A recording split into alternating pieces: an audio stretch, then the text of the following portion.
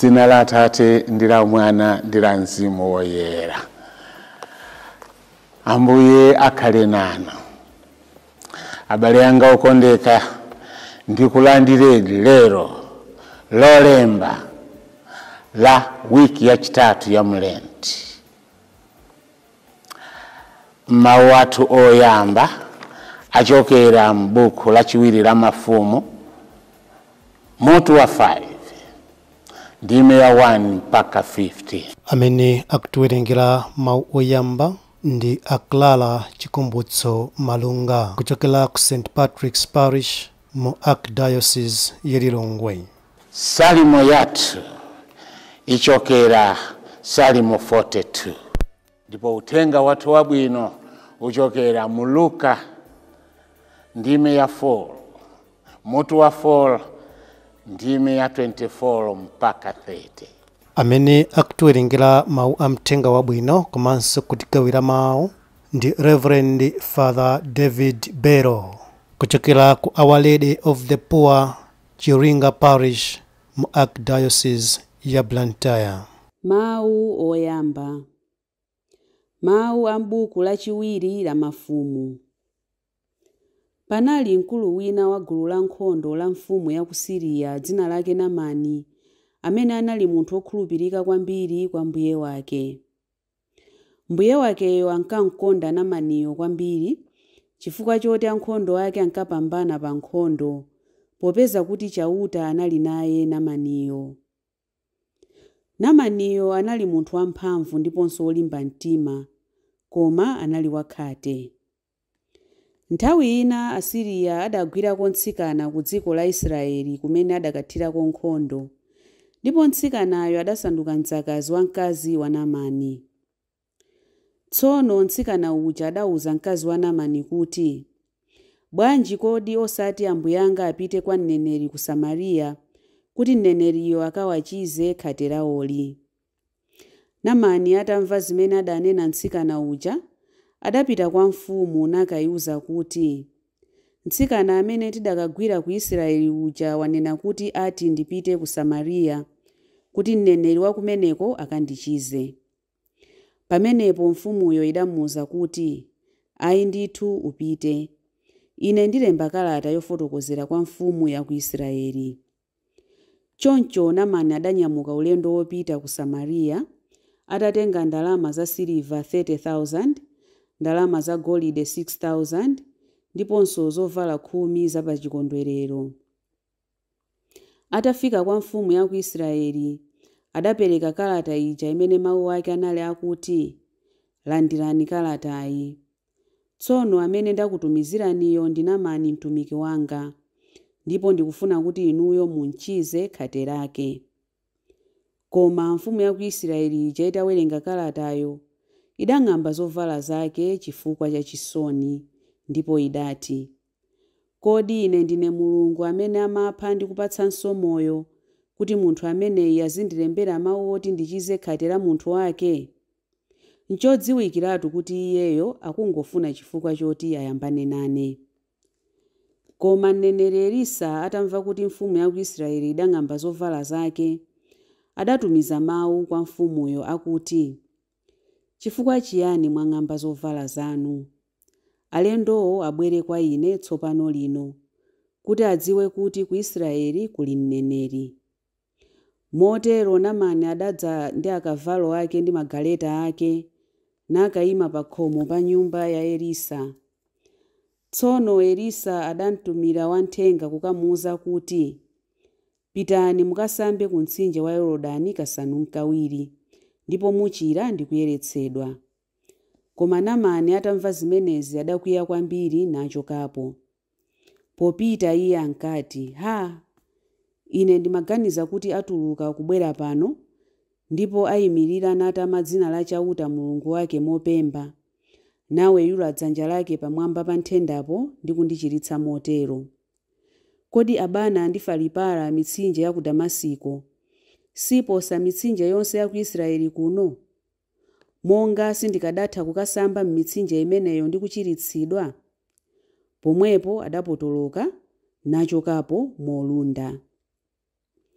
Koma atumiki ake adasendera pafupi namufunsa kuti, "Pepani bambo, kodi mneneri akadakulamulani chinthu chachikulu, inu simukadachita? Monga nchapatali kukasamba monga momwe mneneriyo wakuwuziranimo?" Motero Namaniyo adapita ku Yorodani nakakhuvula m'madzimo kasanu n'kawiri malinga ndi mmene adamuwuzira munthu wa Mulungu uja. Pompo adachira, ndipo thupi lake lidangoti see ngati la kamwana. Choncho adakhala woyeretsedwa. Pambuyo pake Namani pamodzi ndi onse omperekeza adabwerera kwa mneneri wa Mulungu uja. Adadzayima pamaso pa Elisa namuwuza kuti, "Ndithu, ine ndadziwa tsopano kuti pa dziko lonse lapansi kulibe Mulungu wina koma wa ku Israeli yekha. Tsono landirani mphatsoyi kwa ine mtumiki wanu." Mawu a Ambuye. Tithokoze Mulungu. Ambuye akhale nanu. Uthenga wabwino monga adalembera Luka woyera. Pa nthawi imeneyo Yesu adati, "Ndithu ndikunenetsa kuti palibe mneneri amene amalandiridwa bwino kumudzi kwawo." Kunena zoona, paja panali azimayi amasiye ambiri pakati pa Israeli pa nthawi ya mneneri Eliya. Pamene mvula sinagwe zaka zitatu ndi miyezi 6 kotero kuti munali njala yayikulu m'dziko lonse. Eliya sadatumidwe kwa mmodzi yemwe mwa iwo aja, koma anatumidwa kwa mayi wamasiye wa kumudzi wa Sarepta m'dziko la Sidoni. Panalinso akhate ambiri pakati pa Israeli nthawi ya mneneri Elisa, komabe panalibe ndi mmodzi yemwe mwa iwo aja amene adachiritsidwa. Amene adachiritsidwa ndi Naamani yekha wa ku dziko la Syria.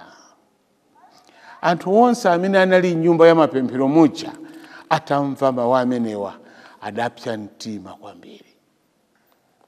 Adamuyimirira namutulutsira kunja kumudzi. Adati akamponye kunsi, koma iye adangowadutsa pakati pawo namapita. Uthenga wa Ambuye.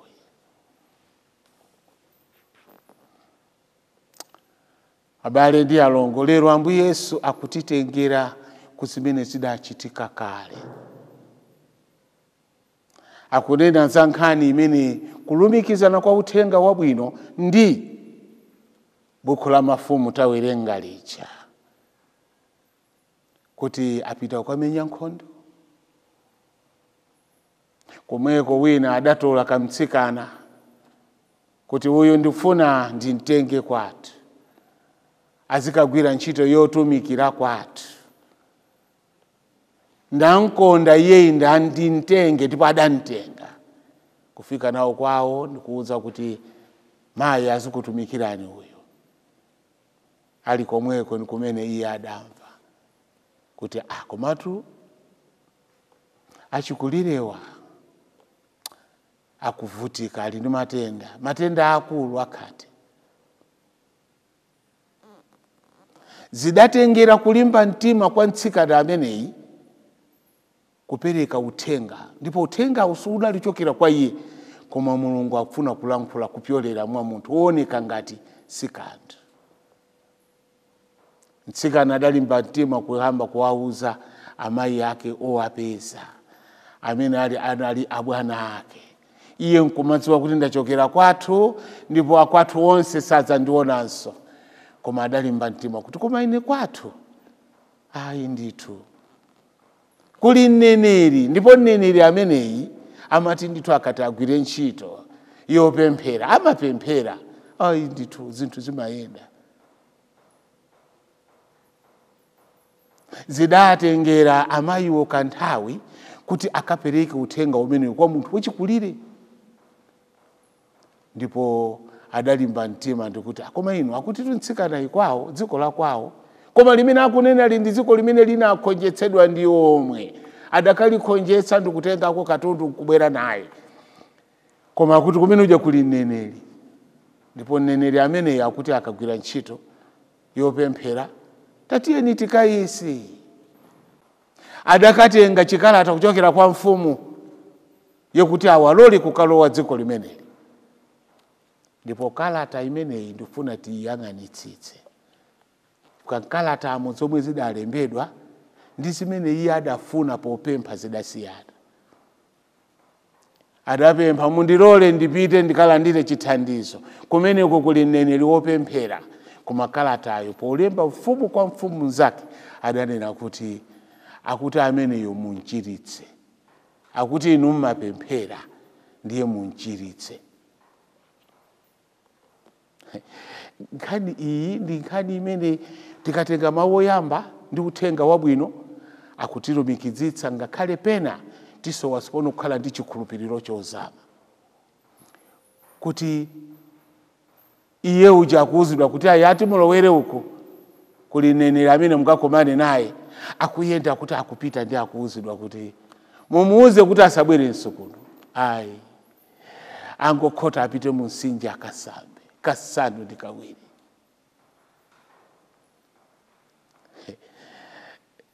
ndi mwana waukulu munthu yutu anali munthu wa ulemu wake anali munthu wamkulu wa kunkhondo ndipo samayenda ngati matenda adangomgwira inde koma anali munthu wa ulemu wake malomo kuti andiyitane ndifike ndikhale pansi andilonjere amve matenda aga kaya ndiuza khalani apo andikhuze at least andikhuze akungozera kuti mwauze akhote apite ku mtsinje ndipo kumeneko akakhubuze mdamu menemu 7 times achira ngakhale ndikanakhala ine kapena mukanakhala ine mukadati chani awo ndi maseweratu nchifukwa chadapsa mtima kuti ayi kwathu kuli misinje yambiri sindinabwere kuno kusata madzi ayi kwathu kuli misinje yaikulu munthu wa ulemu wake amene amasamba mu chinyumba chabwino ali ni bathtub akafika ku mtsinje ndiko auza anyamata ache pitani mukakhale uko muzika yang'ana kuti ena asandionerere kulowa mu mtsinje ngakhale sana longosole mmene zidayendera koma tikutha kuona kuti nthawi yonse imene analowa madzi akamatulukamo amaona kusinthika kulowa madzi ulendo wachiwiri akuona kusinthika pambiri pamwe akwana ka 7 monga akunenera 7 ndiyo kuti kambiri mbiri anaona thupi lonse lili ngwee nkhani imeneyi akuyikamba Ambuye Yesu kupereka ngati fanizo kwauza kuti pali anthu ena amene analandira mwayi wochokera kwa anthu ena chifukwa chakuti Mulungu adapereka mwayi umene kwathu ndi akunena za azimayi amasiye ambiri amene Eliya ankapita nadutsa namuyimitsa napempha malo nagona mpaka nkufika mayi ndi mwamuna wake nkugwirizana kuti ayi amunanga munthu amene jamaoneka kuti ndi wa Mulungu bwanji ulendo tinkonzere kuti akafika azifikira pakanyumba kabwino ndi akuti anamanga kanyumba kokhala ndi nsanja kuti akafika pansi kena akakwera mastepe kufika pamwamba ndikumuyikira kabedi kake ndikumuyikira katebulo kake kuti akafuna kupemphera azipemphera ndipo nkhani ndi yaitali koma ndiyokoma yongofunika kukayiwerenga kuti timvetse mawu oyamba ndi achiwiri aja poyamba akutitengera ku zinthu izi mwayi wawina si mwayi wako nthawi zambiri timakonda kuziyerekeza ndi anthu ena aja apangira chakuti nanga ine ayi mwayi wake ndi mwayi wake mumusire inunso mwayi wanu ulipo mwina munaulandira kale koma simunazindikire kuti unali mwayi wanu akukamba kuti munthu mneneri samachuka ku dziko la kwawo. Nzoona ndithu. Anthu amene timaona wonyozeka kwathu konkuno ndi anthu amene akamayenda tikaona osakhala ngati kanthu. Akangoti atumidwa kuchoka kuno kugwira ntchito ku dziko lina, mmene amawalandirira pa airport, mmene amayendera kukafika, msewu wonse ndikutekeseka. Komatu kwathu kuno timakumana nawo, timakagula matemba limodzi mu msika, timalowa nawo mu game ndikumagula iwona asankha ife nkumasankha. Koma akangoti sipano apita kukagwira ntchito imene anapatsidwa, amapatsidwa chiulemu. Koma nkhani ya za Mulungu sili chonje. Nkhani ya Mulungu samakupatsa ulemerero wa dziko lapansi pano. Nchifukwa chake ngati wapatsidwa mwayi wina uli wonse womata kuyima pagulu, sikuti iwo uzidziona ngati ndi kanthu. Ayi. Mukhale ngati bulu amene ananyamula Ambuye Yesu. Anthu anayala nsalo, samayalira bulu. Amayalira amene wakhala pa bulupo. Koma woponda pa nsalusi anali bulu. Timaona bwanji anthu amene amakhala pakati pathu kuti amene wandi amene atumizidwa kuti adzatitumikire ngati abusa, kaenda abishopo, awa abwera patsogolo pathu kuti atitumikire. Timayamba kuwachepetsa ndi kumaona chimene adali kale. Ambuye Yesu yemwe anthu atafika kuja kwawo kuti alalike, anthu sana onetse mpang'ono pomwe kunyadira kuti mwana wathu wafika yapa. Anayamba kunena bwana wa Maria akuti chani? Anakaphunzira kuti inu mukulimba ndikuti anakaphunzira kuti ngakhala kana kaphunzira kaenda ku Israel, kana kakaphunzira kaenda ku Rome, kaenda ku China, inuyo muone zimene akukupatsaniso. Kawiri aKristu masiku ano timamva kuti aKristu aukira, ati sakumfuna mbusa wawo, akuti sakufuna wansembe wawo achoke.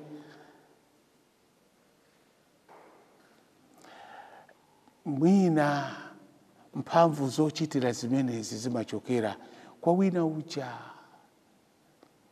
Chifukwa tikamutenga mbusa ndikuona kuti kodi iyeyu Mulungu pamene amamusankha ndikumuyitana ndikumpatsa ntchitoyi, amampatsira kuti adzathandize ndani ngati ndisali ine.